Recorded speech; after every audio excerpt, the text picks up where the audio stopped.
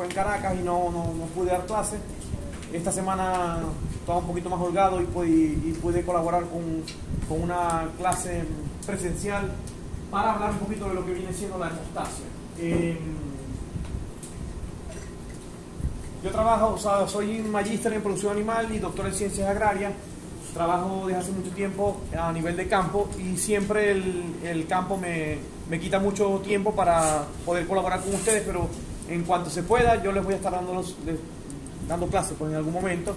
Me van a ver en fisio, en repro, en endocrino, parasitología en algún momento, también en práctica profesional en producción animal. Pues doy algunas materias así como de eso, colaboro con bastantes cosas y bueno, espero que nos podamos ver a lo largo de la carrera.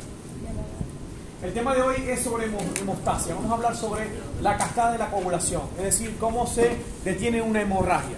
Cuando hay la rexis de continuidad de la piel o inclusive de hemorragia interna, se tiene que activar un sistema de coagulación que va a detener esa hemorragia. Es decir, que el flujo sanguíneo que se libera de forma profusa se va a detener de alguna manera, y para eso tiene que existir una serie de activaciones, sobre todo de proteínas y de enzimas, para detener esa hemorragia. Eso se le conoce como cascada de la coagulación. Es una serie de eventos que van a ocurrir de manera progresiva y muy lineal para detener esa hemorragia. Inclusive las cosas pueden fungir de una manera muy rápida. Por ejemplo, en los primeros minutos hay una acción hormonal. La principal hormona que se libera es la adrenalina. Como podrán ustedes saber por fisiología, la adrenalina o epinefrina, como también lo conocen los anglosajones, es una hormona que se libera en la médula adrenal, como su nombre lo indica. Adrenalina, asócienla con médula adrenal. La glándula adrenal en los animales domésticos tiene una médula y una corteza. La corteza produce algunas hormonas que son importantes para lo que se conoce como el término de homeoresis, que quizás es un término nuevo para ustedes, pero que van a ir entendiendo en la medida que vayan avanzando en la carrera. La homeoresis es el equilibrio interno frente a medios externos o frente a cambios externos. Eso se conoce como homeoresis. Y yo estoy seguro que ya la profesora Maru les ha hablado de la homeostasis, que es el equilibrio interno frente a cambios internos. Por ejemplo, sube la glucosa, se libera por los islotes de la misma del páncreas la insulina para hacer la homeostasis de la glucosa. Y cuando baja la glucosa, libera glucagón para poder... Eso es correcto. Entonces esa es la homeostasis de la glucosa. Pero hay un término que quizás sea nuevo para ustedes, que es la homeoresis, que es el equilibrio interno frente a cambios externos. Cuando ocurren cambios externos, por ejemplo, un individuo se golpea, se rompe, hay una rexis a nivel de la piel o a nivel del músculo o a nivel de alguna arteria y hay un sangrado profuso. Ahí tiene que activarse lo que se conoce como controladores homeorréticos, es decir, para mantener un equilibrio interno frente a un cambio totalmente externo. Es la diferencia entre la homeostasis y la homeoresis. Es un término recientemente descubierto donde hablamos en cuestiones de fisiología. La homeostasis tenemos que diferenciarla de otros términos. Por ejemplo, en el caso de evitar la pérdida sanguínea, hablamos del prefijo hemo, que significa sangre, y éstasis, que significa detención. Es decir, que nosotros queremos que se detenga una hemorragia en algún momento. Puede haber la ruptura de cualquier vaso sanguíneo, puede ser un varicocele inclusive a nivel testicular, puede ser una hemorroide a nivel rectal, que es muy común en humanos. Observan, no hemorroides, no que tiene hemorroides. ¿Qué es hemorroide? Es simplemente una dilatación patológica de los vasos que están cercanos al recto y al ano y que tienden a romperse. Al romperse hay una hemorragia y entonces le dan el nombre de hemorroides. No, simplemente es una dilatación patológica de una vena. Las dilataciones patológicas de las arterias se conoce como el término de aneurisma, mientras que las dilataciones patológicas de las venas se conocen con ¿qué término?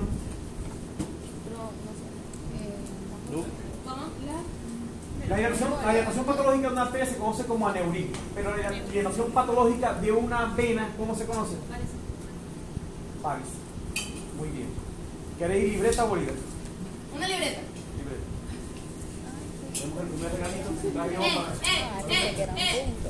Entonces, la dilatación patológica de una vena se conoce como varice y la dilatación patológica de una arteria se conoce como aneurisma.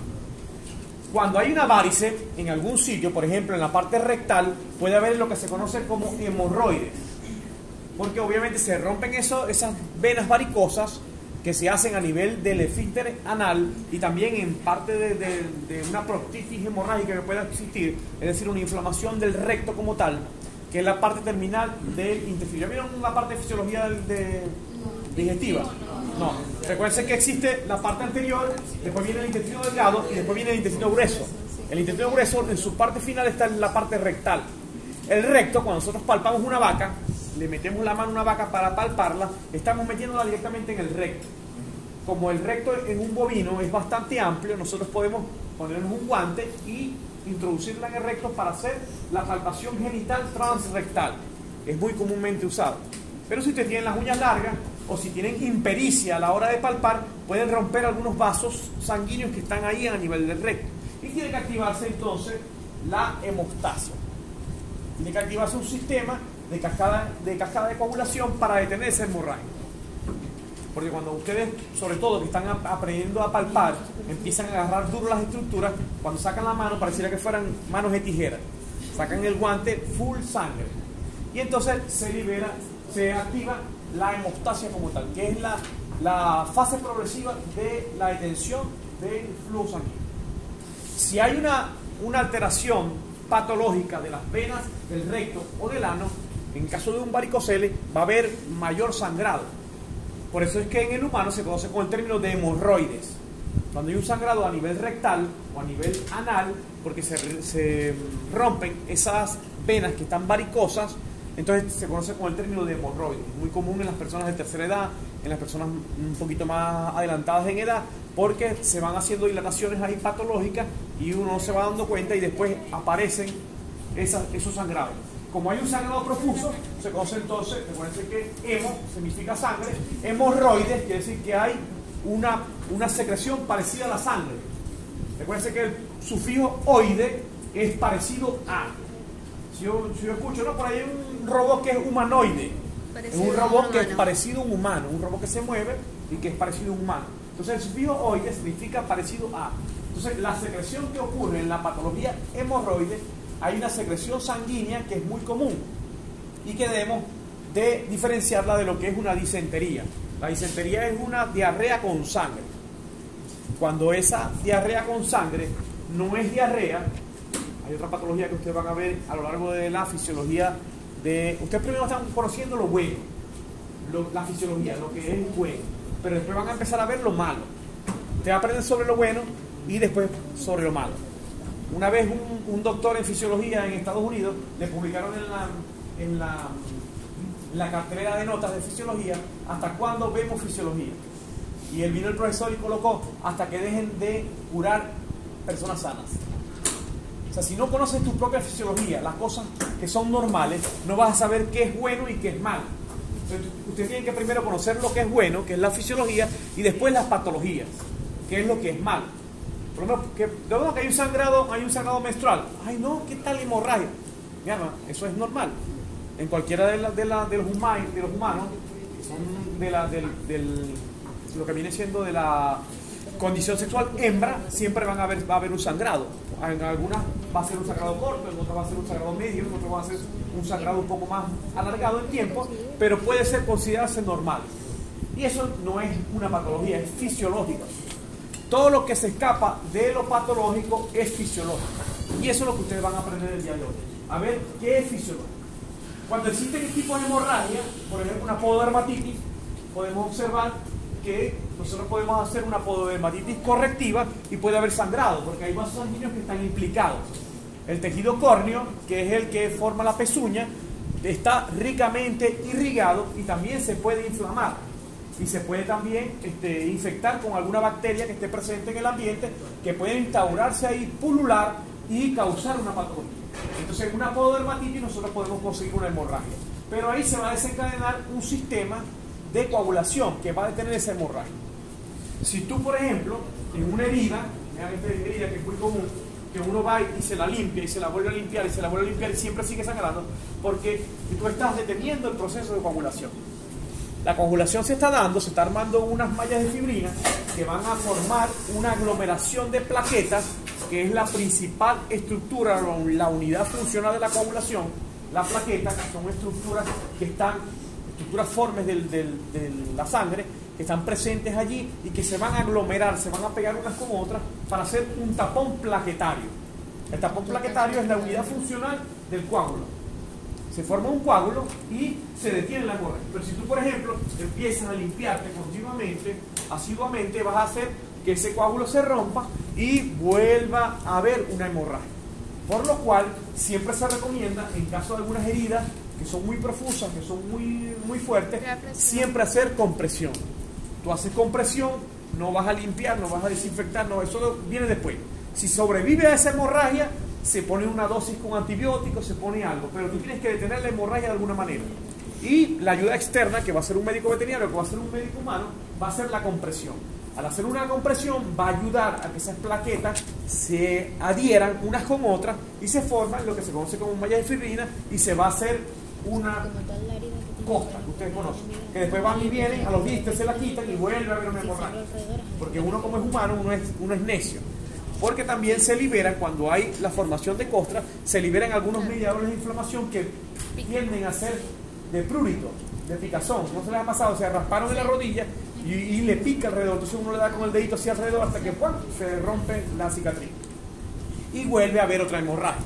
Todo eso son fenómenos de la coagulación. Primero hay una coagulación y luego hay un proceso de fibrinólisis, donde lo que se formó con la fibrina tiene que romperse para destruir ese proceso de coágulo. Cuando empiezan problemas patológicos por acción de la coagulación, puede ocurrir lo que se conoce con el término de trombos. No sé si han escuchado los trombos, ¿no? Que es una trombosis. Sí. Un trombo Es un coágulo de sangre. es un coágulo de sangre que viajó y causó una obstrucción o una obliteración de algún vaso sanguíneo. Eso se conoce como el término de trombosis. Generalmente, cuando ocurre en el mismo sitio, se conoce con ese término. Cuando él viaja a través de la sangre para producir una acción en otra parte, se conoce con el término de bolígrafo o pulsera. Una pulsera. O llavero. Una pulsera.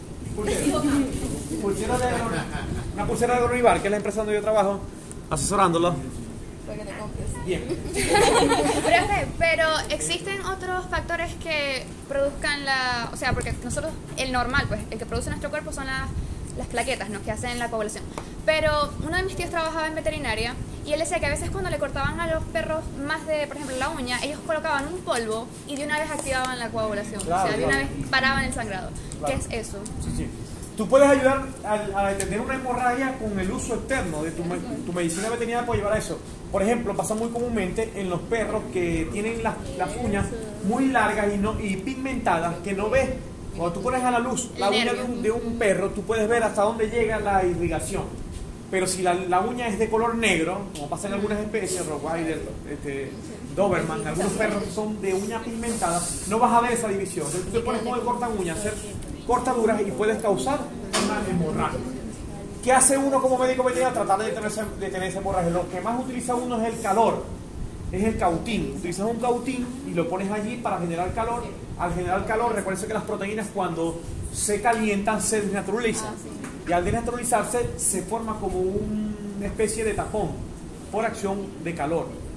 Y lo puedes hacer. Si no tienes un cautín para hacer eso, puedes utilizar cualquier polvo de talco, un talco que tengas por allí, que pueda hacer, que vaya a ser como una especie de pegoste, digámoslo de alguna manera, que se pega ahí. Simplemente al hacer una compresión sobre esa parte, se va a detener la hemorragia.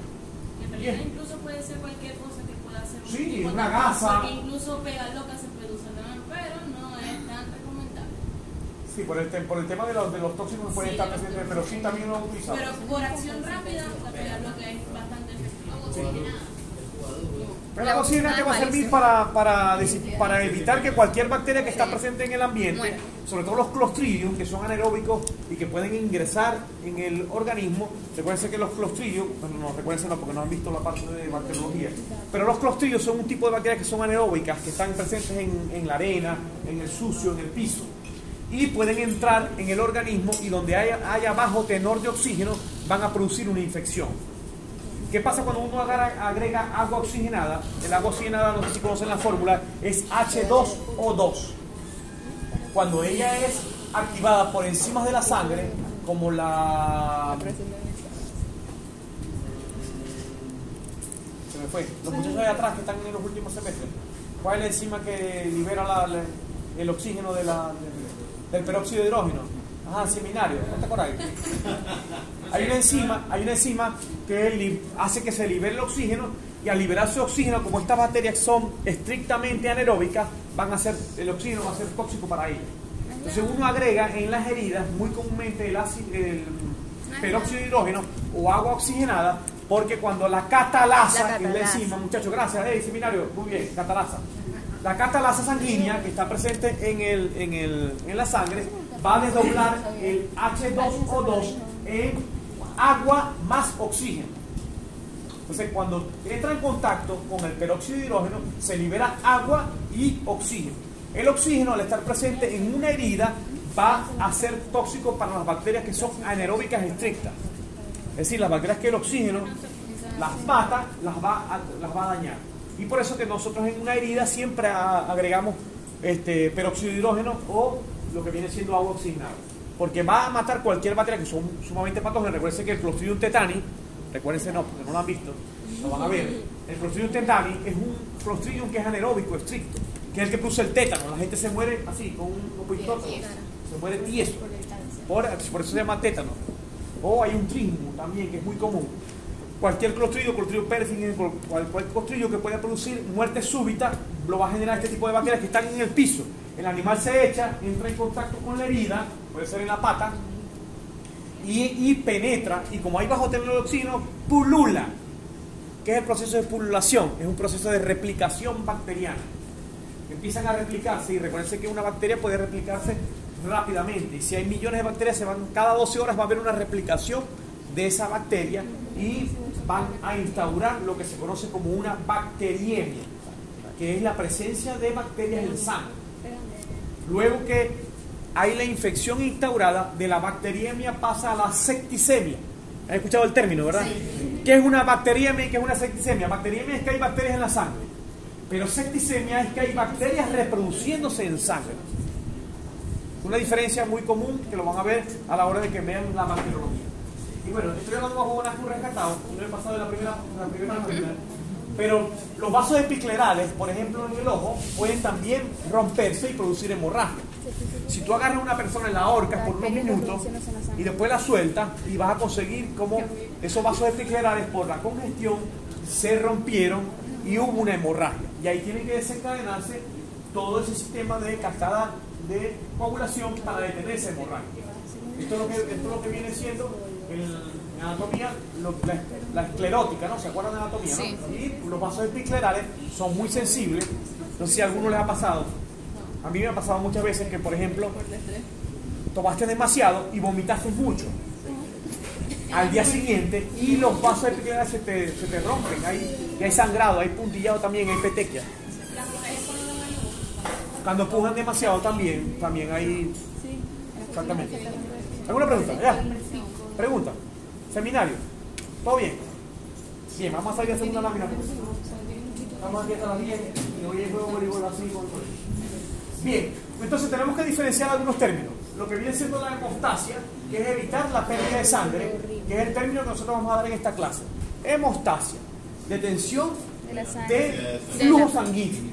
Nosotros necesitamos detener esa hemorragia. El cambio de líquido a sólido de la sangre. Exactamente, donde se forma un tapón de plaquetas que se van a unir a algunas proteínas que se llaman fibrina, que primero se activa el fibrinógeno y luego la fibrina para formar ese tapón. Tenemos que diferenciarlo del término homeostasis, que es el mantenimiento del equilibrio interno frente a cambios internos, y de la hematosis, que es otra cosa que van a ver en fisiología de la respiratoria. Que la hematosis se da a nivel del alvéolo pulmonar, cuando ocurre ese intercambio de oxígeno y CO2 a nivel del alvéolo, la respiración celular propiamente dicha. Son términos que se parecen, pero no se confundan, porque de pronto el profesor Decio les hace una selección simple y marcan la que no es. ¿No? Recuerden entonces, hematosis, oxigenación de la sangre; homeostasis, mantenimiento del equilibrio interno; y hemostasia, cuando lo que nosotros queremos es la cascada de la coagulación. El semestre pasado puso una pregunta. Una pregunta. se llama uno cautivo. Bien, entonces, ¿qué es la hemostasia? Es el cese fisiológico de una hemorragia por mecanismos complejos, pueden ser extrínsecos e intrínsecos, para hacer un cambio físico en la sangre del estado líquido al estado sólido, como dijo la chica, donde hay un cambio en esa licuefacción sanguínea para transformarse en una condensación, en un coágulo como tal. Recuérdense que si ese coágulo se forma y oblitera un vaso sanguíneo, se conoce con el término de trombosis. Pero si ese trombo se sale y va a otro sitio, no que le dé una embolia. Una embolia puede ser una embolia pulmonar, puede ser una embolia cerebral, puede ser una embolia en cualquier parte. Simplemente fue un trombo que salió de un sitio y se instauró en un vaso generalmente con un diámetro más pequeño. Por ejemplo, en la arteria femoral, cuando hay fracturas o algo de eso, pueden formar trombos, y como es una arteria de gran calado, ese trombo puede viajar y se transforma en un émbolo. Y ese émbolo puede hacer la obstrucción de un vaso sanguíneo a nivel cerebral, a nivel pulmonar, a nivel cardíaco, y entonces se murió una embolia. O como dice uno, ojalá te tiene una embolia y te pusieras así, cuando uno ve una amiga así que está un poquito bonita, ojalá te tiene una embolia para que te pongas así. ¿Qué? No me están grabando, ¿verdad? Bien, entonces cuando se da la hemostasia, se da de manera primaria, secundaria y terciaria. Básicamente lo que ocurre es que, me perdonen en inglés, eso es una lámina del profesor Hugo Hernández, que era un fisiólogo que tiene un posgrado en Gainesville y daba clases aquí de fisiología, pero se fue a dar clases en unas islas caribeñas porque le ofrecieron $5,000 mensuales y por eso se fue. En vez de ganarse aquí los $60 que nos pagamos nosotros, se fue por $5,000. Yo no haría eso, porque no me ha salido oferta, pero sí me salió. Cuando ocurre la injuria, se daña el vaso. Entonces viene la fase plaquetaria. Las plaquetas llegan y se adosan. ¿Por qué? Porque el mismo vaso sanguíneo va a liberar sustancias químicas que van a atraer las plaquetas. Esas plaquetas se van a atraer y inclusive las plaquetas tienden a cambiar de forma. Y entonces hay una fase extrínseca y una fase intrínseca de la coagulación. Y la fase en común, que es simplemente, si yo les voy a preguntar en un examen de las fases de que cuál es el activador número 1, cuál es el 2, cuál es el 3, es una cascada que tienen que apuñaleársela para aprender. No, yo no soy de puñal. A mí me interesa el conocimiento, el aprendizaje significativo. ¿Qué es el aprendizaje significativo? El aprendizaje que tú puedas usar hoy, mañana y dentro de 3 meses. No me interesa que se aprendan los factores de coagulación, que son alrededor de 12 o 13, se los aprendan al calete y cuando les pregunten dentro de 2 meses, en endocrinología no van a saber cuáles son esos factores. Profesor, esa noción no creo que esté bien, porque el profesor en un recuperativo nos preguntó los 13 factores. Está muy bien. Y nadie es...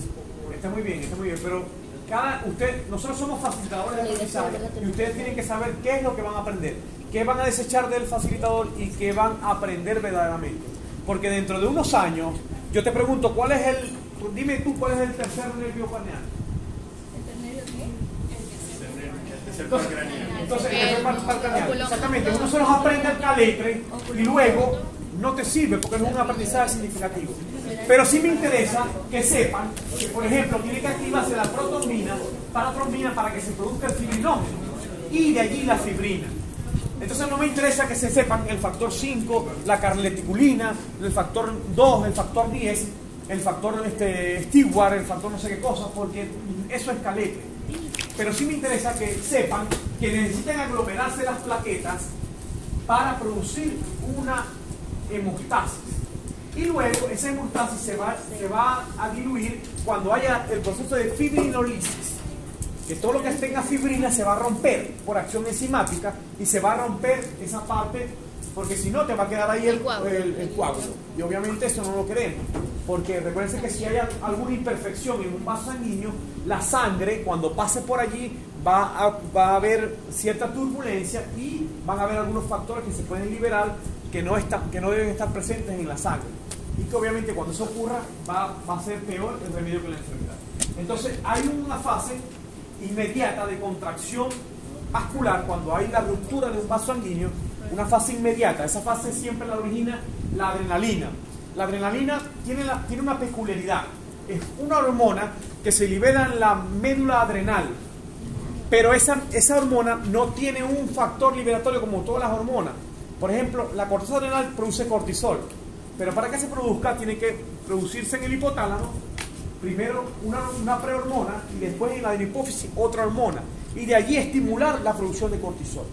¿Qué pasa con la médula adrenal? Que tiene un origen ectodérmico, un origen como el sistema nervioso central. Entonces la adrenalina responde de manera inmediata.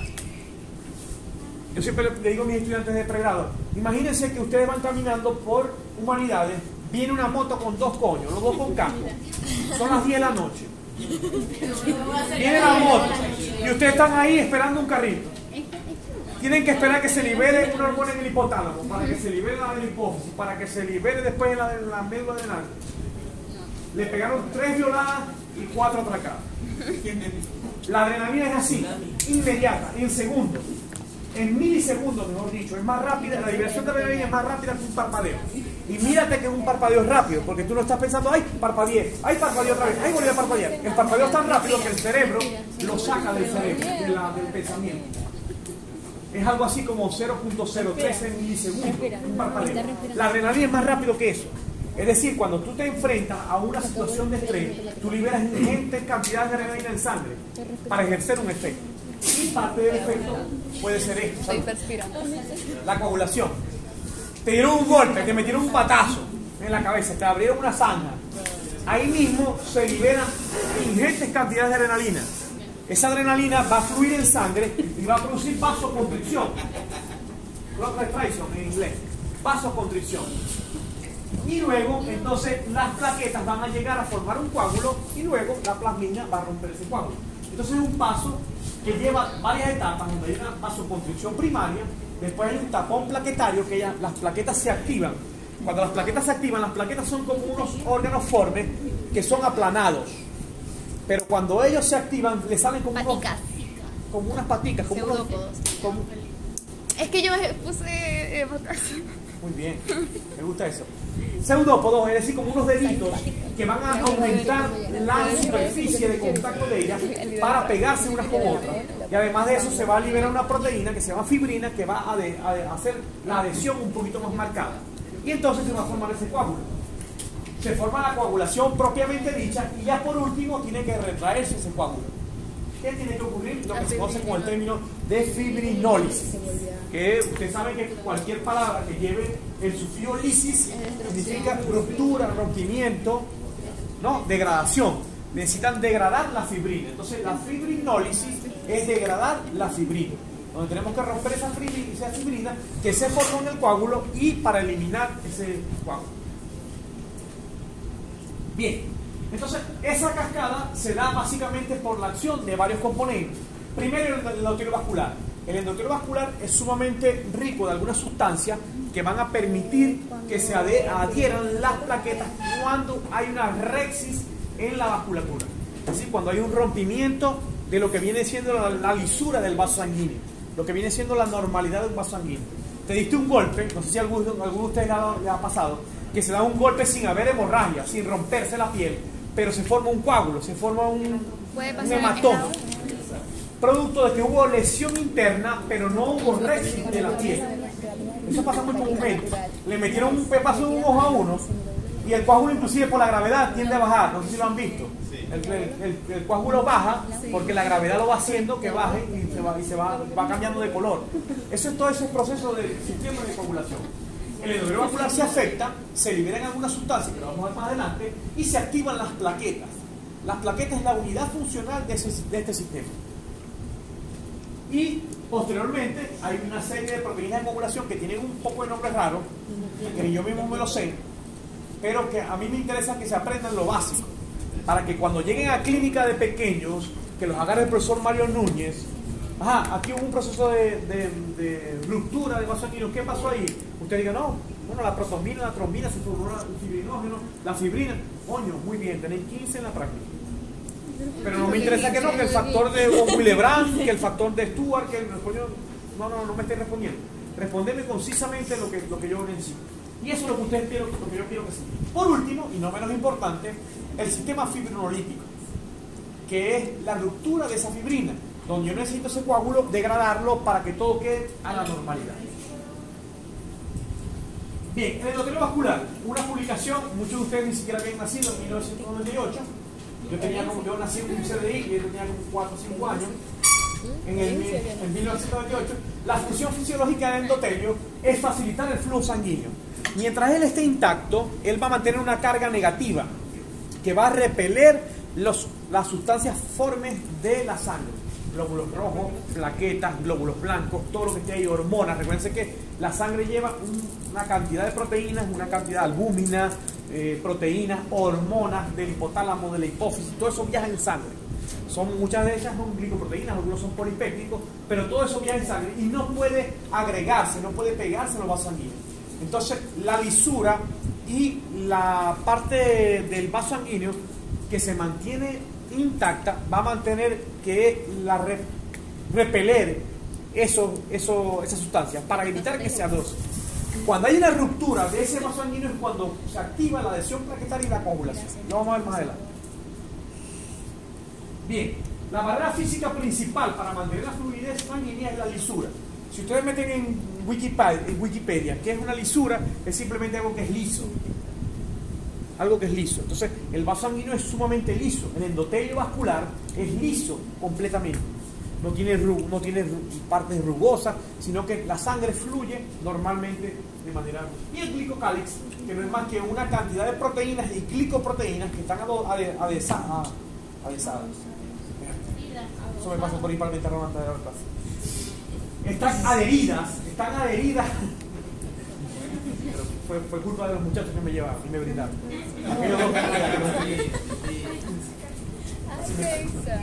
El glicocálix es una cantidad de glicoproteínas que están adheridas a los vasos sanguíneos y evitan que se peguen esas sustancias que van pasando a nivel de torrente sanguíneo. Si es un torrente sanguíneo arterial, lleva un poquito más de presión, y si es un torrente sanguíneo venoso, lleva menos presión. Pero igualito hay una dinámica de fluidos. Hay un fluido que se está moviendo y que no necesita congestionarse. Cuando uno come muchas grasas, bueno, que ahorita dijeron que era sano comer chicharrón. No, lo vieron por ahí, ¿no? En alguna publicación. Que es más sano comer chicharrón que comer aguacate y comer otras. Bueno, cuando uno come demasiadas grasas, sobre todo las insaturadas, en demasía, tiende a acumular grasa en los vasos sanguíneos y se forman lo que se conoce como ateromas. Los ateromas se van pegando en los vasos sanguíneos y van evitando esa lisura y ese flujo del glicocálix que pase por ahí tranquilamente la sangre. Entonces van habiendo agregaciones plaquetarias y es donde ocurren los problemas de trombosis en las personas sobre todo en las personas obesas o de obesidad mórbida, que prácticamente tú le tomas una muestra de sangre y cuando vienes a ver 30% es grasa. Esa grasa interfiere con este mecanismo físico de fluidez sanguínea y forma lo que se conoce como ateromas. Y esos ateromas también son placas de grasa que se van pegando en la lisura del vaso sanguíneo y van a interferir con el flujo sanguíneo que debería fluir de manera lineal y progresiva. Bien, la carga negativa. La carga negativa es importante en el vaso sanguíneo porque también va a repeler las plaquetas. Las plaquetas se van a mantener alejadas de ese vaso sanguíneo. Y tiene propiedades anticoagulantes, porque ustedes van a ver que existen algunas proteínas, como la prostaciclina, que es un eicosanoide. No sé si lo han escuchado, que es un eicosanoide. El que me diga que es un eicosanoide no le doy un llavero, le doy el teléfono mío. Es un eicosanoide. Se parece al icosano, que es un hidrocarburo de 20 átomos de carbono. Los eicosanoides son sustancias químicas que se parecen al icosano. El icosano es un hidrocarburo de 20 átomos de carbono. Entonces, dentro de los eicosanoides están todos los mediadores de inflamación: prostaciclinas, prostaglandinas, leucotrienos, tromboxanos. Eso no sé en qué momento lo van a ver en la materia, en la asignatura, en la carrera, pero deben verlo por ahí. Entonces, los eicosanoides son sustancias que se parecen a un hidrocarburo, que es el icosano, que tiene 20 átomos de carbono. Ahí está la prostaglandina, que la prostaglandina va a ser sumamente importante para ustedes cuando vean reproducción, porque está la prostaglandina de F-2 alfa, que se produce en el endometrio y que produce la luteólisis. Y cuando vean reproducción se van a dar cuenta que la ciclicidad de los animales depende de esta hormona, que es una hormona que se produce aquí en el parte del endometrio uterino. La prostaciclina, que se conoce también como prostaglandina I, la prostaglandina, y es lo mismo que la proprostaciclina, es la misma sustancia. El óxido nítrico, que también es un ácido orgánico, y la trombomodulina, que es una proteína de las plaquetas. Todas estas proteínas son importantes para la anticoagulación, para evitar que se agreguen las plaquetas y cuando esté normal la sangre fluyendo, se evite la coagulación como tal. Cualquier otra cosa que ocurra es patológico. Lo normal es que ocurra eso. Bien, cuando el endotelio se perturba, hay alguna rexis, algún daño sobre ese endotelio, hay fuerzas físicas y factores químicos que se liberan y que van a propiciar lo que viene siendo la cascada de la coagulación propiamente. El endotelio promueve la coagulación a través de la liberación de algunas sustancias como los colágenos tipo 1 y tipo 3 que están presentes en esa estructura mucosa que está en la parte más anterior del vaso sanguíneo, que es el endotelio, y allí se va a liberar para la activación de la cascada de coagulación. Hay un factor que es importante, pueden meter en Google lo que es factor von Willebrand, que es un factor que inclusive puede aparecer como patología con una falla en el factor de von Willebrand y los niños se mueren muy tempranamente porque mueren de cualquier hemorragia. Se da un golpe de cualquier cosa y se muere. Hay una, se llama una afibrinogenenia, algo así, por ahí va el término, donde simplemente las personas con cualquier golpecito se produce una hemorragia profusa que obviamente es incompatible con la vida. La fibronectina, que es una proteína también, y la endotelina 1. Pero la más importante para esta clase son las dos principales. ¿Por qué? Porque el factor von Willebrand, cuando se libera por parte del endotelio vascular, va a propiciar la unión de las plaquetas. Va a servir como puente de unión plaquetaria para hacer esa coagulación como tal, propiamente. Entonces, el endotelio normal, él está produciendo proprostaciclina y óxido nítrico para repeler las plaquetas, pero cuando ya hay la rexis o la injuria vascular, el colágeno 1 y tipo 3 se van a liberar y entonces van a hacer que se adhieran esas plaquetas para formar esa primera etapa de coagulación. Si queremos hablar un poquito de las plaquetas, bueno, ya dijimos que son unos órganos formes de la sangre, son células muy pequeñitas con un diámetro de 2 micrómetros. Para el caso de los humanos, tenemos un libro de fisiología humana que le robé una clase del profesor Giovanni Finol, que hace jubiló. Los trombocitos no tienen plaquetas. Los trombocitos, que es como decir, el precursor. ¿Ah? ¿Qué? No tienen núcleo, perdón. No poseen núcleo. Lo que pasa es que quería decir que los trombocitos son como los precursores de las plaquetas, los que dan origen en la médula ósea a las plaquetas. Y obviamente ellos son anucleares, igual que los glóbulos rojos. Los glóbulos rojos también son anucleares, a diferencia de algunas especies. ¿Qué especies tienen los glóbulos rojos nucleares? Aves, reptiles y Ay, yo le doy el regalo porque todos miran a mí. Aves, reptiles y anfibios. Mejor de punto. Yo voy a hacer otra pregunta porque aquí en fila respondieron todos. Los aves y los reptiles tienen los glóbulos rojos nucleares, mientras que las demás especies que nosotros Nucleados. son derivados de los megacariocitos. Los megacariocitos son células grandes con un núcleo bien mollejudo que están en la médula ósea y que se encargan de, a través del factor activador de plaquetas, de reproducirse y producir de 400 a 2000 trombocitos por cada megacariocito. Imagínense la replicación que hay de cada una de estas células madre, de estas stem cells, para transformarse en lo que viene siendo trombocitos. La vida media es 10 días, es decir, no duran mucho en sangre. El vaso las captura, el vaso con B labial y con Z, no el vaso sanguíneo, sino el vaso que está cercano al estómago, las captura y las que están envejecidas y obviamente las degrada para utilizar su materia prima para otros elementos fórmicos. ¿Qué es lo que da origen a las plaquetas? ¿Los megacarocitos? Los megacarocitos. Los megacarocitos dan origen a los trombocitos y los trombocitos ya cuando entran en sangre pasan a ser llamados plaquetas. Es una cadena también de producción. El vaso es el reservorio natural, siempre para todos los elementos formes. El vaso es un órgano que no es necesario para la vida. Recuérdense que el vaso, uno no sé si han escuchado, que le tuvo un accidente y se fracturó el vaso.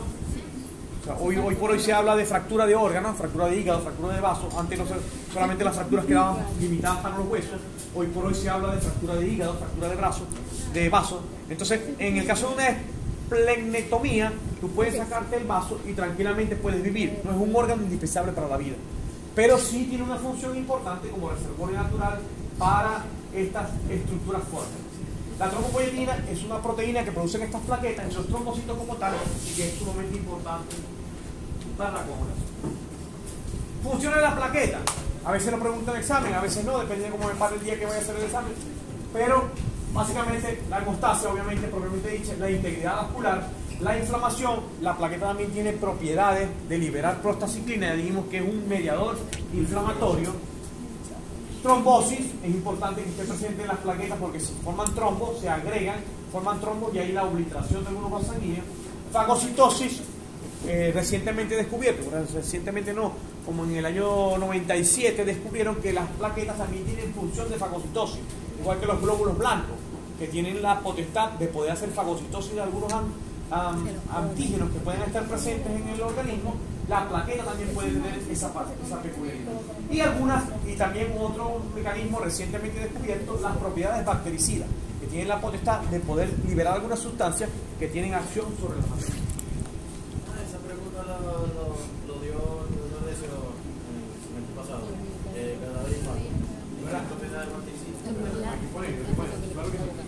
Bien, entonces los trombocitos o plaquetas forman una fuente de fosfolípidos, liberación de sustancias químicas que son importantes para la fisiología, que no haya la agregación. Ahí ven, en esa lámina, ven que las plaquetas son las chiquiticas y lo que está ahí es un megacariocito, una estructura grande, una célula con un núcleo grandote que va a dar origen a todas las plaquetas. Expresa receptores que facilitan la participación en la hemostasis primaria y la secundaria, es decir, es el órgano funcional de la hemostasis, la plaqueta como tal.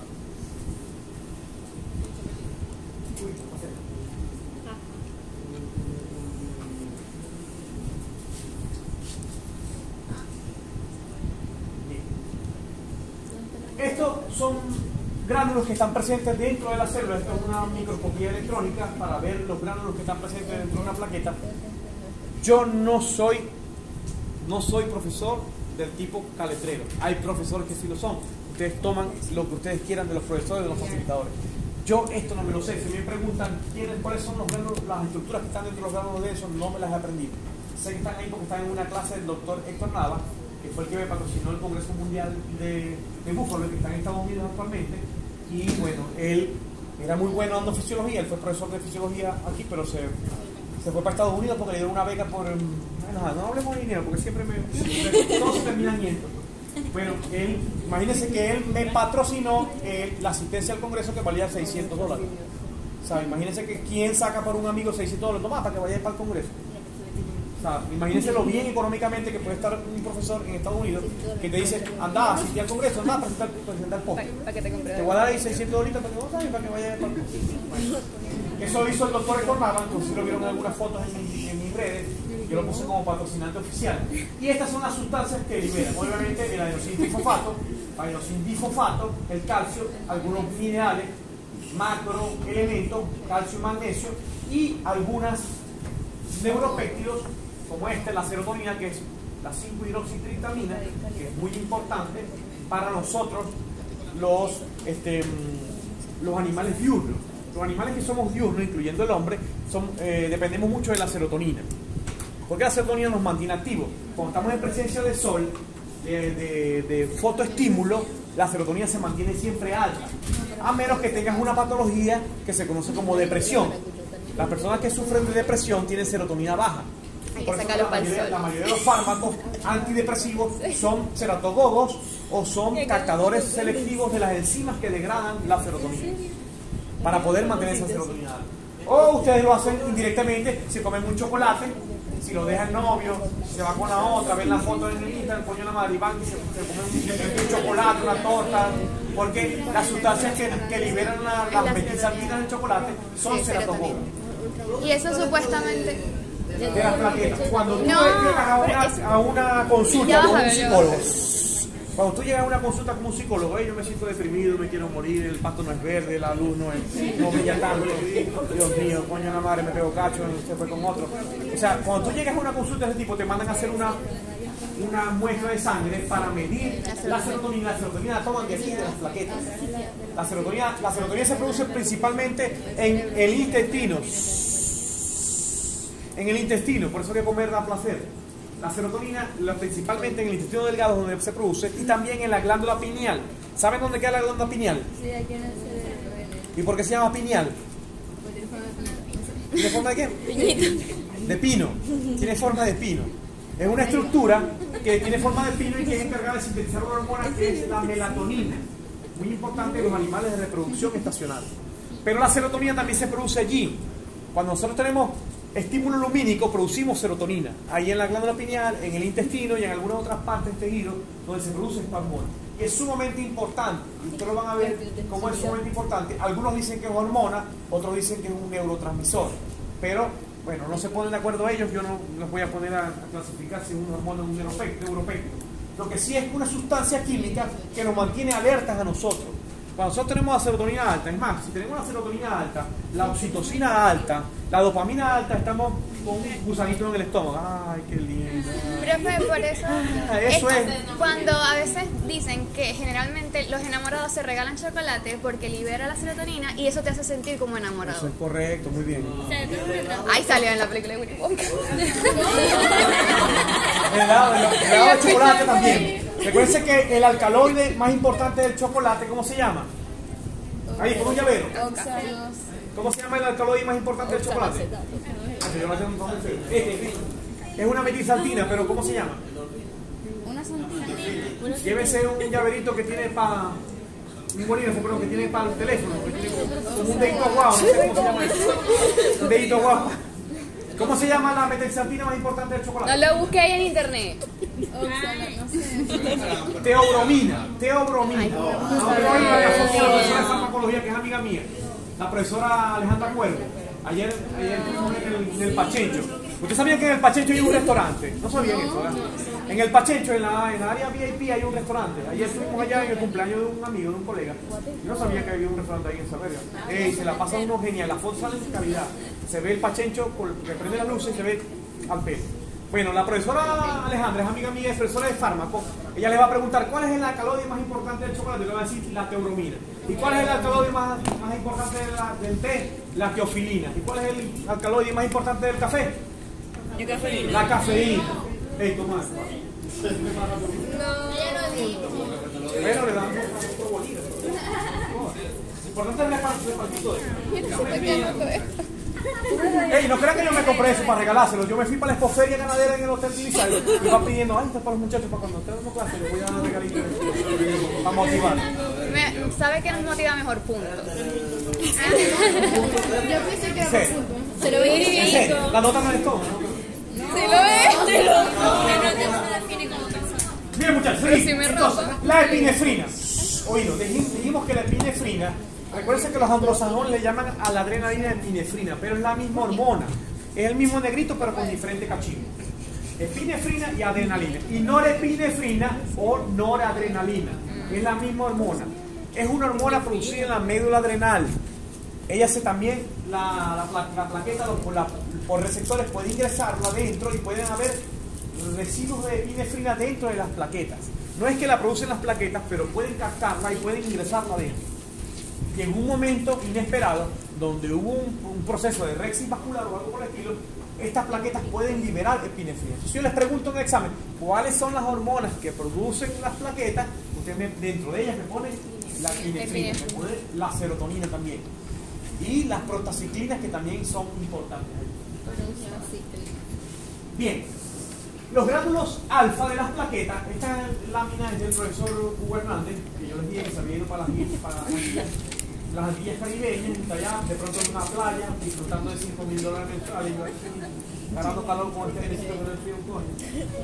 Y bueno, pero los gránulos alfa tienen una serie de proteínas hemostáticas y proteínas no hemostáticas. Yo no me las sé el caleto ni quiero que ustedes se las aprendan el caleto, pero sí quiero que sepan que existen proteínas que están dentro de la plaqueta y que son sumamente importantes para el proceso de coagulación, de la cascada de coagulación. Está el factor Guidebran, factor 13, factor 5, una serie de proteínas, fibrinógenos, que están presentes dentro de los gránulos de las plaquetas y que van a liberarse en algún momento cuando hay la activación de la cascada de coagulación.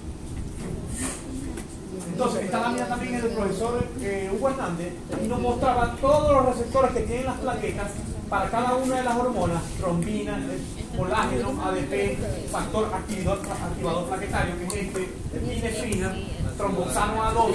¿Recuerdan el tromboxano? Es una proteína, una enzima que es importante porque se encarga de sacar los fosfolípidos de las membranas. La membrana plasmática, recuérdense que todas las membranas plasmáticas tienen fosfolípidos y el tromboxano los saca para que luego, por ejemplo, el ácido araquidónico sea oxigenado. Y puede ser oxigenado en prostaciclina. El ácido araquidónico puede ser oxigenado y se transforma en mediadores de la inflamación. Por eso que los DAINES o las drogas antiinflamatorias no esteroidales son bloqueadores de la ciclooxigenasa, que se encarga de oxigenar ese ácido araquidónico y transformarlo en un mediador de inflamación. Entonces, cuando tú te tomas un acetaminofén, un ibuprofén, o todo lo que termine en fen, no mentira, cualquier antiinflamatorio que tú te tomes va a ser un bloqueador de la ciclooxigenasa. Al bloquear esa ciclooxigenasa, no va a permitir que se oxigene el ácido araquidónico, que ahí lo ven, y que se transforme en un mediador de inflamación. Entonces, si tú te das un coñazo, un golpe, si te das un golpe y se inflama, tú te tomas un antiinflamatorio para evitar de que se sigan liberando mediadores de la inflamación a través del bloqueo de la ciclooxigenasa. En algunos libros más viejos, prostaglandina sintetasa, que es la enzima que se encarga de eso. Bueno, también tienen para el fibrinógeno, factor de von Willebrand, ADP, ATP, bueno, y todo eso. Pimpirulasa, una profesora que me dio clase a mí de posgrado, que se llama Inosca Madrid, yo la tengo en el sur, la máquina está viva, está en Perú, es muy amiga mía. La profesora Inosca Madrid, él me decía, eso es pimpirulasa. Cuando yo presentaba mi tesis doctoral, no te aprendas eso, aprende lo básico, porque eso es pimpirulasa. Nunca supe qué era la pimpirulasa, pero me imagino que cuando uno se pone a buscar términos extraños y cosas raras, eso es como para los estudiantes de posgrado. Yo no les voy a preguntar esa verga porque ni yo mismo. Está grabando, ¿verdad? Yo no les voy a preguntar esas características importantes de la plaqueta porque ni yo mismo me las sé. Pero sepan que existen y que de pronto cuando vayan a hacer un posgrado de fisiología animal van a ver muchas de estas estructuras. Ya lo vimos. Básicamente, entonces, la hemostasis primaria ocurre cuando el endotelio libera la prostaglandina I2 o conocida como prostaciclina. Estas prostaciclinas van a mantener repelida, igual que el óxido nítrico, los eritrocitos y las plaquetas. Esto es en una vasculatura normal. Ahora, cuando hay un daño en el tejido, entonces se empiezan a liberar el factor de von Willebrand, que es esto marroncito que ustedes ven aquí, que va a ayudar a que se forme la adherencia plaquetaria después que hay la activación, que salen esos pseudópodos que se activan. Los pseudópodos nomás, imagínense que yo estoy flaquito, bueno, imagínense que soy flaquito, que no lo soy, pero imagínense que soy un gordo que se desparrama. El gordo que se desparrama tiene más superficie de contacto que uno cuando es flaquito, ¿verdad? Porque yo estoy flaquito y nomás que tengo contacto, pero si yo estoy gordo y me desparramo, tengo más superficie de contacto. Así pasa con las plaquetas. Las plaquetas liberan pseudópodos para tener una superficie de contacto un poco mayor y poder agregarse y activarse. Se agregan, se adhieren y entonces luego se activa de fibrinógeno a fibrina para que se produzca la malla propiamente dicha de fibrina. Esta malla de fibrina es la que va a producir lo que viene siendo como tal el tapón plaquetario, que es el coágulo como tal. Se llega a la fibrina y se forma ese coágulo. Y luego viene el proceso de fibrinólisis. Si yo le pregunto en el examen, ¿cuál es el proceso de, el proceso continuo de formación de un coágulo? Le pongo primer paso fibrinólisis. Eso no me lo van a poner como primer paso, ¿verdad? Porque es el último paso. Cuando ya la fibrina se forma, que necesitamos romper esa fibrina. Pero ya eso es cuando ya está la costra y todo. O sea, es el último paso. Lo digo porque por ahí hay unos examencitos que ustedes se piensan, hago el examen de mí, sí, hacer eso. Bien, lo primero que ocurre, ya dijimos, la adrenalina de acción inmediata. La adrenalina que se produce en la médula adrenal es de acción inmediata, más rápida que un parpadeo. Hay ingentes cantidades de adrenalina que salen en sangre para ejercer un efecto sobre el vaso sanguíneo. Y ese efecto es muy rápido, es de 5 minutos. ¿Por qué? Porque la adrenalina también es rápidamente metabolizada en hígado. Ella se degrada muy rápidamente en hígado. Y... mira, con una bomba, como vi que estaba poniendo algo ahí. No sirve mucho. Liberar adrenalina. Entonces, liberar adrenalina, creo que tuvo... ingentes cantidades de adrenalina en sangre. La adrenalina es rápidamente metabolizada a nivel hepática por enzimas como por ejemplo la MAO, la monoaminoxidasa, que se encarga de degradar de hormonas que vienen a partir del catecol y la aminoácido tirosina, como la adrenalina. La adrenalina es una hormona conocida como una catecolamina. ¿Por qué? Porque está formada entre un grupo catecol, un alcohol, y un aminoácido, que es la tirosina. Se unen y forman la catecolamina. Entonces, adrenalina y noradrenalina son catecolaminas, igual que la dopamina. Son hormonas que se forman juntando un alcohol con una amina, un aminoácido a partir del aminoácido tirosina. Recuerden que la tirosina la hay con X, que es una hormona que se produce en la tiroides, y la tirosina con S, que es el aminoácido. Entonces, ese aminoácido es el que da origen a la dopamina, a la adrenalina y a la noradrenalina. Pero para este caso, para nosotros es importante la adrenalina, que es importante en la vasoconstricción. Te rompiste, hay una vasoconstricción periférica. Por eso cuando ustedes se asustan, te pusiste blanco, chavo, está ahí pálido. ¿Por qué se pone uno pálido? Porque se te contraen los capilares. ¿A quién le doy el llavero entonces? A vos. Gracias. Porque como hay vasoconstricción periférica, llega menos sangre y te pones blanco, te pones pálido con un susto. Porque ¿para qué hace eso el organismo? Para protegernos de, en el caso de que te metan un palazo, no tengáis una hemorragia profusa. Sino que la adrenalina hace vasoconstricción periférica y vos te pones pálido, pero llega menos sangre a la piel. Y obviamente si hay una cortadura, hay una hemorragia muy leve. Esa es la función del sistema nervioso autónomo en rapidez sobre las hemorragias. O sea, antes de que se desencadene el sistema de coagulación, ya tú estás como prevenido. Y eso lo van a ver, esa es la respuesta de Walter Cannon, que llamaba de la reacción de huida o ataque, donde el animal decide donde huyo o ataco. Háganlo ustedes cuando vean un Rottweiler, háganle a ver si él decide si te ataca o huye. A ver, profe. Se llama reacción, no, pero como método fisiológico, pues para que aprenda. No. Profe, una Él pregunta. toma la decisión, ataca o huye. Si se asusta, va a huir. Pero si te ves como un peligro, te va a arrancar medio. Profe, ¿y el proceso de la coagulación cuántos días dura? Porque ya puede tapar la hemorragia, pero para que se siga formando la costra. La vasoconstricción es los primeros 5 minutos. Y después de ahí va formándose el tapón plaquetario y después la degradación se va haciendo con varios días. Inclusive cuando no hay rexis vascular, cuando hay un coágulo, le ha pasado a cualquiera de ustedes, me dio un golpe en un muslo, se me formó un hematoma, el hematoma va bajando por gravedad, pero se va perdiendo poco a poco. Se va viendo que va cambiando de color, va pasando de verde a morado ahí como una mancha. Bueno, y cuando uno no tiene un ojo es cuando le da más pena. ¿No te pasó no jugando básquet? Me dieron, mentira, te metieron las manos y estabas ahí te lo digo porque yo soy cinturón negro en artes marciales y una vez me agarró un amigo, estábamos disfrutando de un salón de clase y el coño me agarró por ahí y me metió. Yo o sea, no tuve ni para hacer así porque era mi amigo y pensé que me iba a pegar. Entonces era cinturón negro y todo el mundo burlando. La vaina tiene un ojo. No, que estamos jugando básquet y me dio un codazo. O sea, vos sabés que hay gente que es muy caimana, ¿no? Porque me daba pena decir que me habían metido las manos. Epa.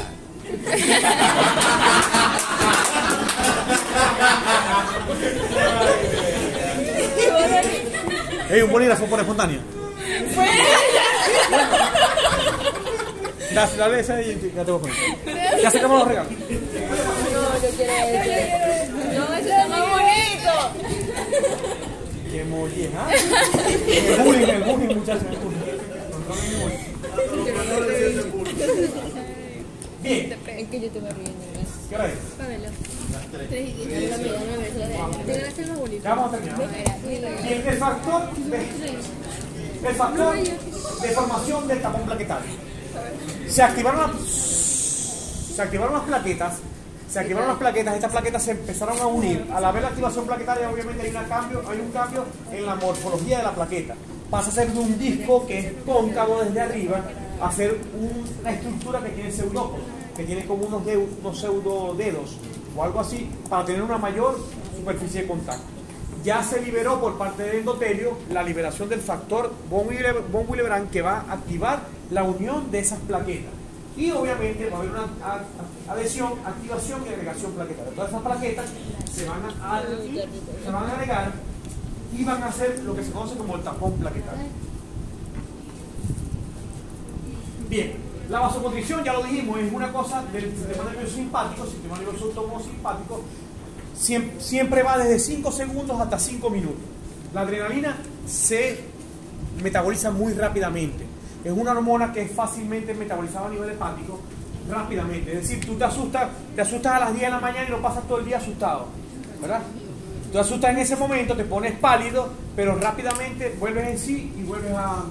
No sé si a ustedes han escuchado por ahí, ¿no? Que la fueron a atracar y peleó con el malandro y le quitó con el coñazo limpio, le quitó el teléfono y después se ponen a llorar. Después que hacen eso, porque es una reacción adrenérgica. La adrenalina se liberó y ella, en la reacción de huida o ataque, le dio por atacar. Y después que pasa eso, que se metaboliza la adrenalina por parte del hígado, ¡ay, Dios mío, qué dice! Pues se ponen a llorar. Eso pasa muy comúnmente por esa misma razón fisiológica, que la acción adrenalínica es de 5 segundos a 5 minutos. Cuando un animal se estresa, libera ingentes cantidades de adrenalina, pero si es un agente estresor que es corto, no va a permitir que esa adrenalina fluya, sino que se metaboliza rápidamente. El problema de los animales cuando se estresan es que se libere una hormona que tarda más su metabolismo, que es el cortisol. Porque inclusive nosotros pagamos por estresarnos. ¿Quién de ustedes no ha pagado por estresarse? Ahorita con la universidad. Cuando pagáis la inscripción. Sí. No, cuando pagan para lanzarse en bungee, en paracaídas, en la montaña rusa. Eso son situaciones de estrés, pero son controlables. Y uno sabe que está en un ambiente seguro. Y tú te montas en una montaña rusa donde te ponen tres fuerzas G, te asustan y liberas adrenalina. Pero no pasas todo el día asustado, sino que la adrenalina se degrada rápidamente y puede ser rápidamente metabolizada. Cuando ven películas de terror, También hay liberación de adrenalina. Eso se llama eustrés. Es un tipo de estrés que es benigno. El problema es cuando se da el distrés o el estrés maligno, cuando se libera cortisol. Cuando tú una vaca, un perro la puede asustar en el ordeño y va a dejar de producir leche por acción de la adrenalina. Pero si se produce el cortisol, esa vaca va por varios días a dejar de producir esa leche. Entonces, cuando ustedes vean fisiología del estrés en el octavo semestre, eso lo doy yo, en PP2 de producción animal, con el profesor Decio, otra vez se van a conseguir el profesor Decio, en el octavo semestre. Esto lo van a ver bien en fisiología del estrés, donde uno tiene que mantener los animales estresados, pero siempre mínimo. El estrés en demasía va a ser dañino para la producción, para la ganancia de peso, para la conversión, para la producción de huevos, para la producción de carne. Pero siempre los animales deben tener una carga de estrés, una carga alostática se llama eso, una carga mínima. ¿Para qué? Para que siempre la epinefrina esté produciendo. El problema es cuando se produce el cortisol, que es una hormona que es catabólica, una hormona que propicia la degradación frente al anabolismo. Y entonces cuando hay la pérdida de peso. Eso pasa muy común, lo vamos a ver bien en la fisiología del estrés. Bien, pueden haber espasmos musculares locales, factores humorales se van a liberar a nivel plaquetario, ya dijimos la serotonina, el tromboxano A2, la epinefrina, la histamina, no hablamos de la histamina, por eso cuando uno tiene una reacción alérgica siempre coloca un antihistamínico, porque la histamina también actúa como factor inflamatorio y de enrojecimiento y prurito sobre todo. La endothelina y la norepinefrina, que es la compañera de la... ¿Cuánto más o menos dura la acción de cortisol? La acción de cortisol, cuando tú liberas cortisol, en 90 minutos no se ha degradado. La adrenalina en 5 minutos ya se degradó. Esa es la diferencia entre el metabolismo de las dos hormonas. Por eso que tú no debes permitir que un animal libere cortisol. Cuando un animal libere cortisol, él va a producir ese baño corrosivo hormonal durante mucho tiempo. Y va a ejercer un efecto sobre el cerebro, efecto sobre el músculo, va a producir lo que se conoce como gluconeogénesis, lipólisis, una serie de cambios que como controlador miorrético van a ocurrir. Por ejemplo, un animal, tú lo vas a trasladar de un sitio a otro. Imagínense que ustedes fueron al Congreso Mundial de Búfalos. Y yo me quiero esa búfala, la compraron en Caracas para llevarla para el sur del lago. La montaron 8 horas en un camión. Cuando llegó ahí, no llegó con una neumonía. Mira qué raro si estaba sanita. El animal sufrió un agente estresor de acción larga por el viaje tan largo, produjo no solamente adrenalina, sino también cortisol, y ese cortisol produjo inmunosupresión. y esa inmunosupresión fue lo que causó que bacterias que están en el tracto respiratorio se proliferaran y produjeran una neumonía. Entonces pasa muy comúnmente, se llama fiebre del transporte o fiebre del embarque. Es un tipo de pasturela que está comúnmente en el sistema respiratorio anterior, pero que no debería exacerbarse si el animal tiene la inmunidad normal. Pero el cortisol tiene una peculiaridad, que es inmunomodulador hacia la negatividad. Es decir, es un inmunodepresor, un inmunosupresor, un inhibidor de la inmunidad. Entonces, nosotros lo que tenemos que hacer con los animales, podemos estresarlos un poco, pero no evitar la producción de cortisol. Porque el cortisol es el que se tarda más en degradar y es el que va a causar los efectos negativos por la producción. Bien, entonces hay la ruptura del vaso, hay vasoconstricción, las plaquetas van a liberar serotonina, histamina, norepinefrina y epinefrina. Si yo les pregunto cuáles son las hormonas que liberan las plaquetas, esto generalmente se pregunta el examen.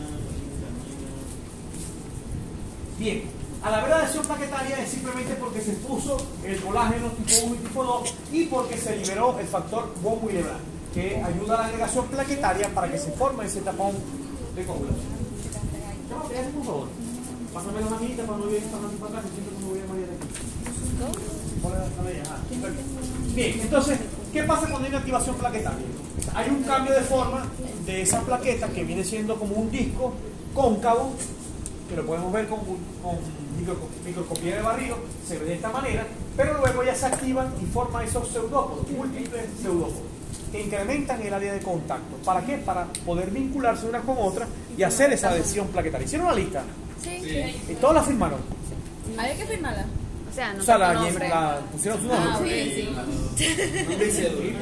Yo lo voy a pasar al final, si no hay alguien aquí. El que no haya firmado queda Sí, hombre, somos Dios. 24. ¿Cómo que 24? Porque vino este y puso 24 aquí en Giovanni. Giovanna. 24 y después siguieron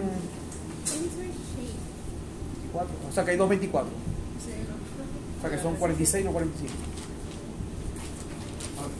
No, porque eso me digo, para pasar lista porque tienen un punto al final, los que van para todas las clases, algo así. ¿No? Sí. Ah, sí, por calentar la silla, poner eso. Decio es mi hermano. Decio es mi hermano. No, Decio es mi hermano. Que se meta con Decio, se mete conmigo. Pero él tiene su forma de ser.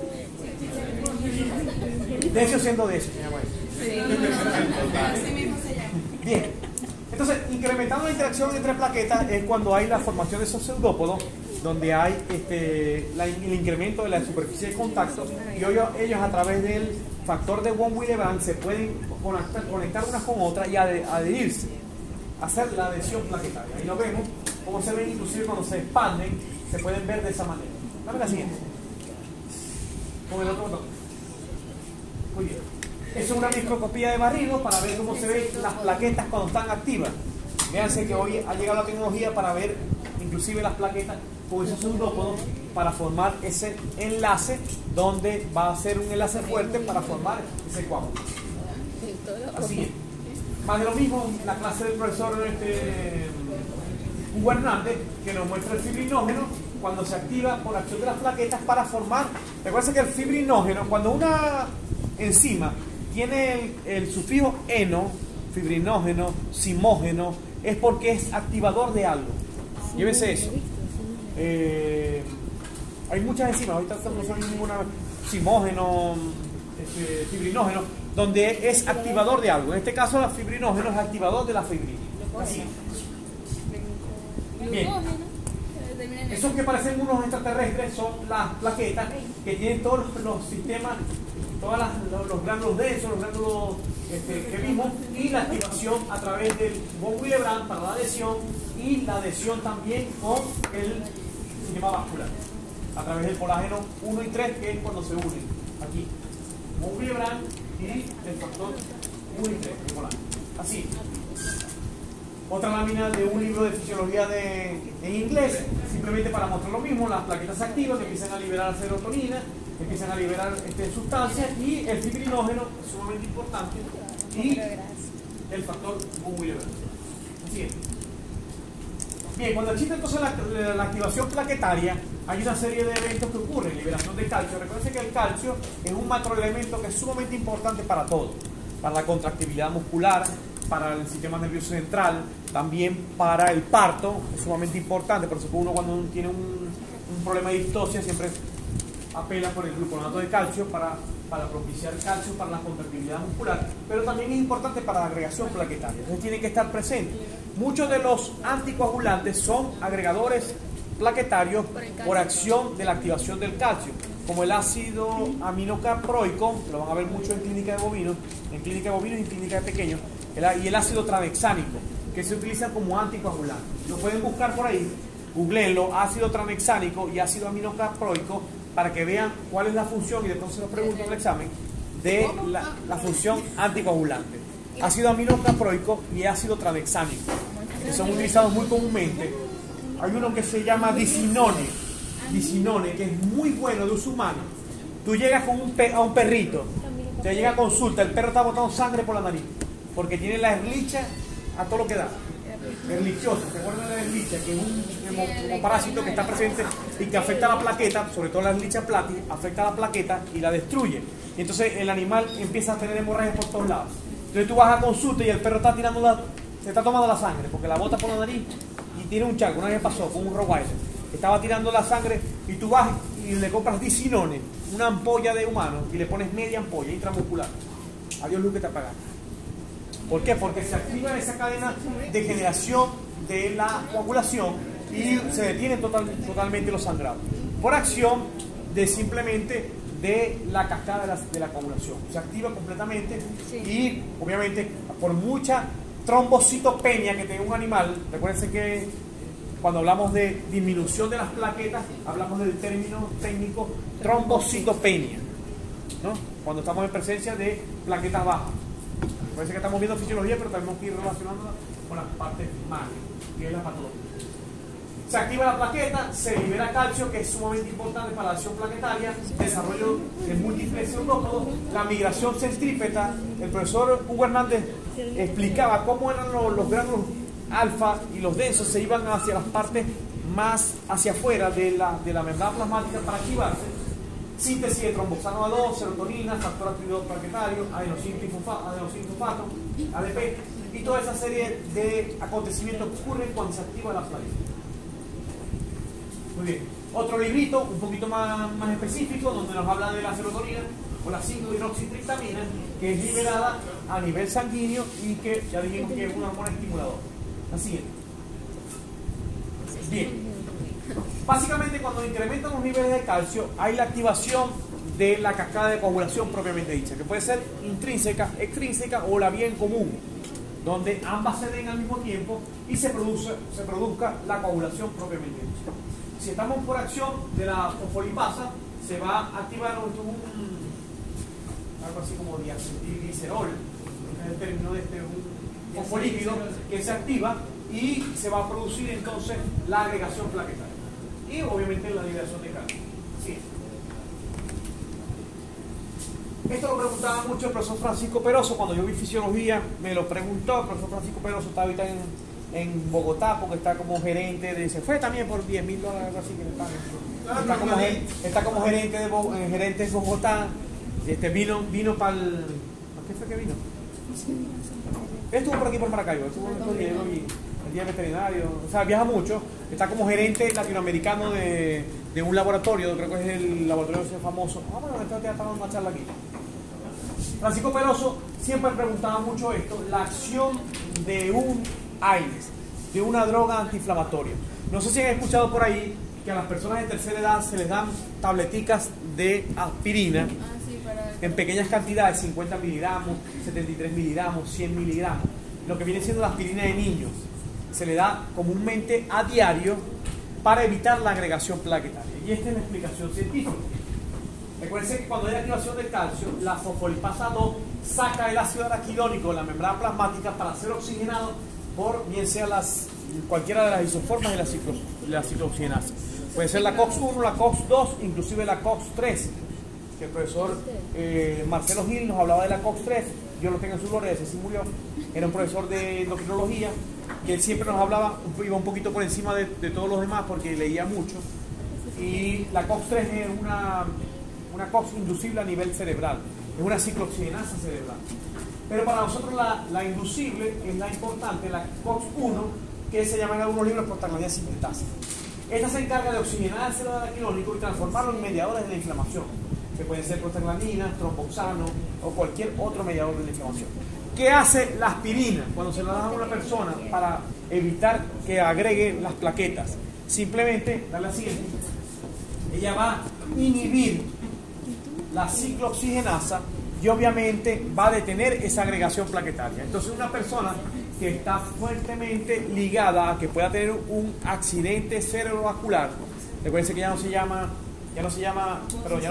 ACV, se llama incidente o evento, ya no se llama, evento cerebrovascular, ya no se habla de accidente cerebrovascular, se está en desuso, sino un evento cerebrovascular. Entonces le dan una dosis pequeña de este fármaco, del ácido acetilsalicílico, que actúa como un bloqueador de la ciclooxigenasa. Entonces el profesor Francisco Peroso siempre nos preguntaba eso de examen, y siempre la pregunta fui examen. Yo la pregunto a veces no, pero simplemente para que sepan que cuando una persona toma a diario ácido acetilsalicílico, esa es la función fisiológica. Tratar de inhibir la ciclooxigenasa 1 para evitar que se agreguen las plaquetas y se formen lo que viene siendo Por eso también ateroma. está contraindicado cuando hay, creo que es dengue. Claro, si hay dengue hemorrágico, muy bien, no tengo más bolígrafos, la bolsita. No, te debo un regalo. O sea, está importante lo que está diciendo ella. Cuando una persona tiene dengue hemorrágico, no puedes darle ácido acetilsalicílico. Aspirina nada. ¿Por qué? Porque ella es una bloqueadora bastante fuerte de la ciclooxigenasa 1 y te va a propiciar mayores hemorragias. Entonces es peor el remedio que la enfermedad. Si la persona está sufriendo de hemorragia, se va a morir desangrada completamente. O sea, hay que tener cuidado con eso, y siempre recomienda el otro AINES que actúa menos sobre la prostaglandina sintetasa, que es el acetaminofén. Entonces en ese caso se utiliza acetaminofén porque él tiene propiedades antiinflamatorias que no son solamente propiedades analgésicas y antipiréticas. Pero la propiedad antiinflamatoria no existe en el acetaminofén, entonces no bloquea muy bien la ciclooxigenasa 1. Ahora la siguiente, esto es pregunta de examen, lo voy a preguntar. Bien, ya para terminar, ya me aburrí de dar clases, ya me quiero ir para el coño. Vamos a ponerle aceleración a esto. Me cae bien, profe. Celeridad a esto. ¿Cómo? Me cae bien. Sí. ¿Te gustan las personas que terminan clases rápido? Solo tenemos que esperar que el hijo de César. Entonces tenemos los granos alfa y los granos densos que se activan en las plaquetas. Cada quien tiene sus sistemas de secreciones de metabolitos y de sustancias, pero que a nosotros lo que nos interesa es que se activan y que forman la agregación plaquetaria. La siguiente.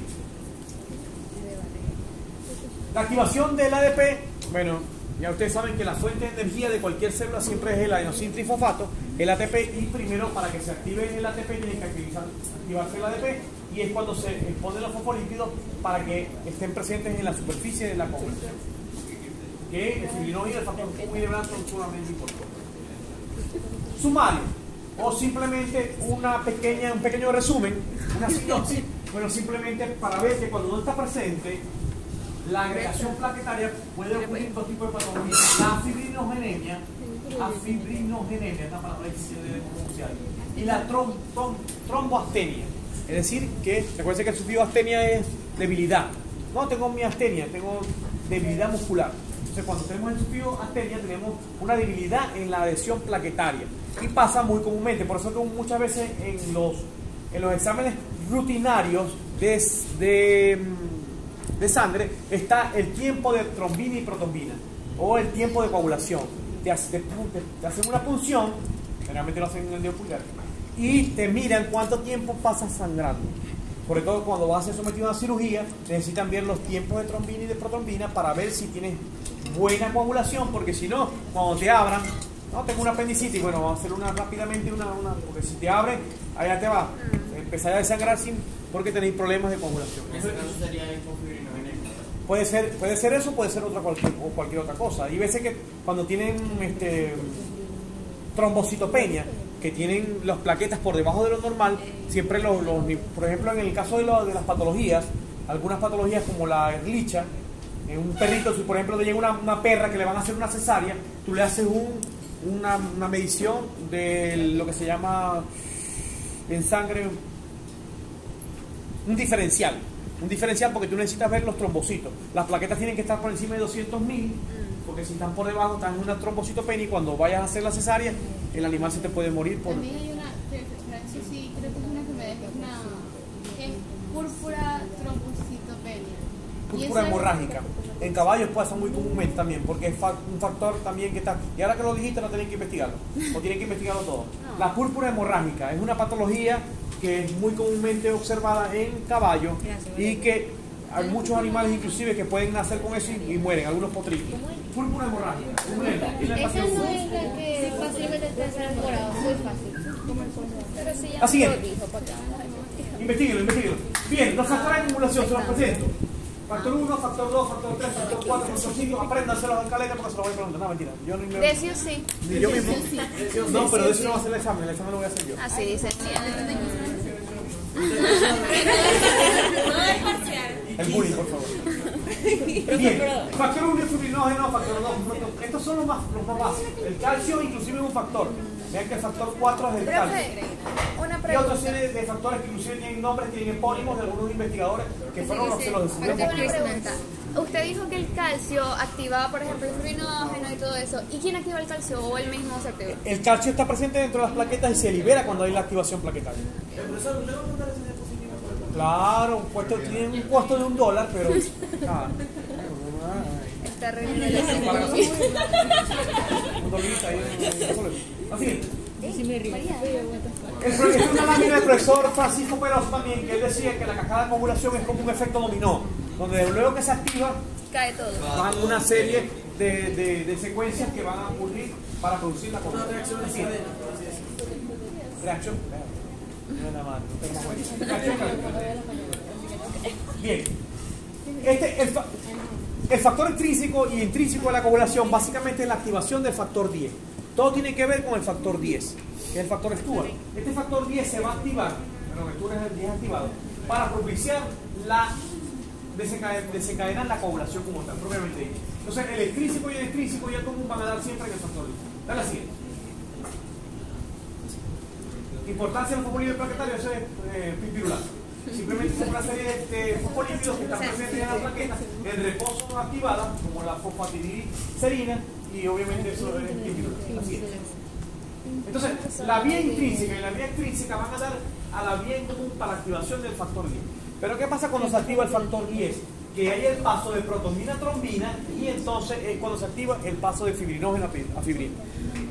Quiero que se lleven de esta clase simplemente estos cuatro pasos: protrombina, trombina, fibrinógeno, fibrina.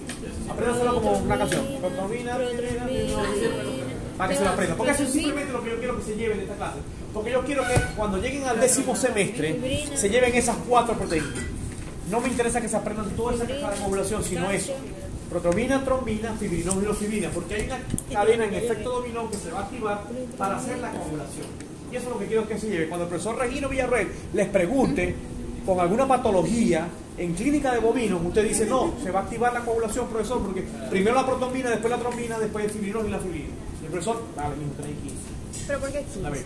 No es verdad, porque Pero no que lleguen allá: no, yo me escuché algo de Willy Lebrang. O sea, llévense lo que en verdad verdaderamente le va a salir. Así es.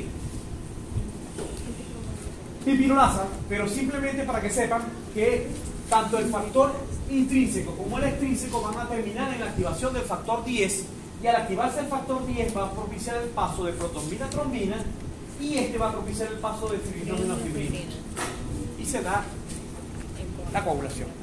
Protrombina, trombina, fibrinógeno, fibrina. Ya se lo aprendieron, ¿verdad? Sí. Muy bien. Tiene la mitad de la asignatura, a menos que haga el examen de eso. Ahí está.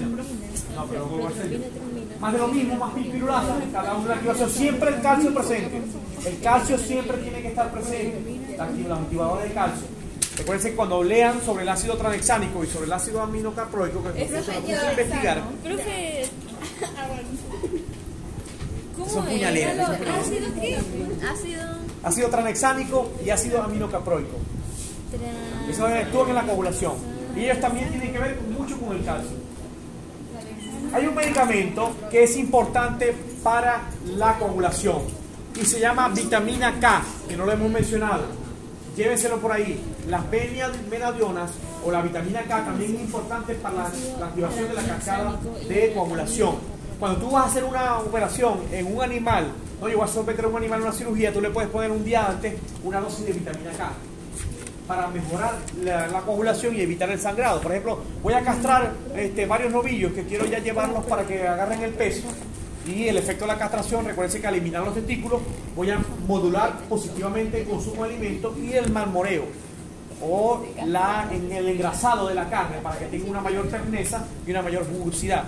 Además de que voy a hacer un animal más dócil. Si yo le quito los testículos a un torete, voy a hacer que a posteriori sea un animal más dócil, no haya competencia por testosterona entre machos. Eso lo voy a eliminar al hacer la castración.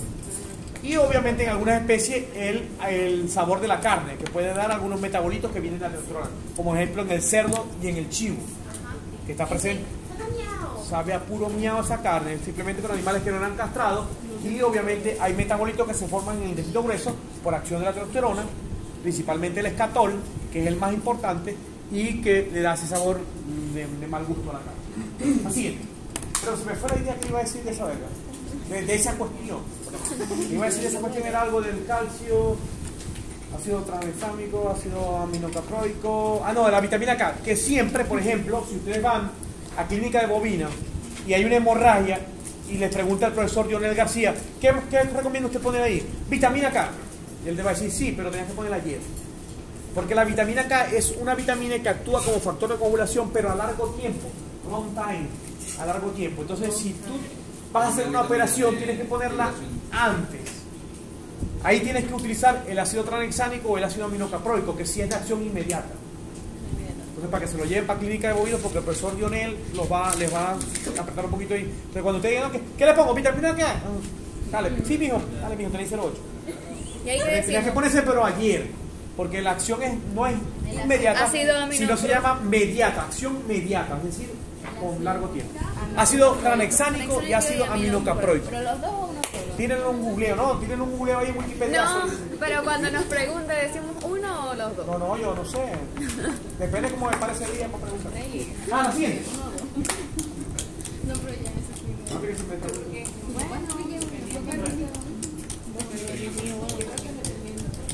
Bien, entonces, nos fuimos. Activación del factor 10. El calcio, sumamente importante para el paso de protrombina a trombina, que cuando se active la trombina va a conocer el paso de fibrinógeno a fibrina. Entonces, protrombina, trombina, fibrinógeno, fibrina. Y se activa la coagulación propiamente dicha. Así que, luego viene la fibrinólisis, que es lo que vamos a ver ahorita. Funcionan algunas proteínas, pipirulasa, a la siguiente. Ahora voy a le pregunto. Esta también sí me gusta mucho, es del doctor Hugo Hernández, porque él muestra con unos dibujitos, dame la siguiente, cómo hay la fibrinólisis. Cuando se activa la protrombina y la trombina, se forma el coágulo y después viene la siguiente, la acción de la fibrina, que son esas mallas que va a permitir la unión de las plaquetas. La siguiente. Se hace una malla de fibrina, que es la malla que nosotros rompemos cada vez que nos pica la herida, la volvemos a romper y vuelve a haber sangrado, porque esa liberación de algunos metabolitos va a producir pruritos. La siguiente. Y luego, la siguiente. Ahí se ven las plaquetas con la malla de fibrina, en una microscopía de barrido, por supuesto, la siguiente. Y viene el sistema fibrinolítico, que es la fase final de la coagulación, la fase de terminación de la coagulación. La siguiente. Pipirulasa, componente del sistema fibrinolítico, lo que actúa, enzimas, plasmina, plasminógeno. La siguiente. Pipirulasa. Pero esa es la parte que yo quiero que se lleven. Que cuando se activa el plasminógeno a plasmina, imagínense que el plasminógeno es una enzima que no está activa y que necesita activar. Cuando da el paso de plasminógeno a plasmina, imagínense que estas villas no tienen los dedos, no tienen la parte esa que corta y se transforma en la parte que corta. Para cortar la red o la malla de fibrina. Dale la siguiente para que vean cómo el profesor Hugo Hernández hacía. Por eso que está allá, yo estoy aquí, mira. Porque ponía así una clase del calcáreo y rompía. Entonces toda esa fibrina con algunos productos, se llama productos de degradación de fibrina en inglés, producto degradation fibrina. Yo no hablo inglés que joder, sino que jodo el inglés que hablo.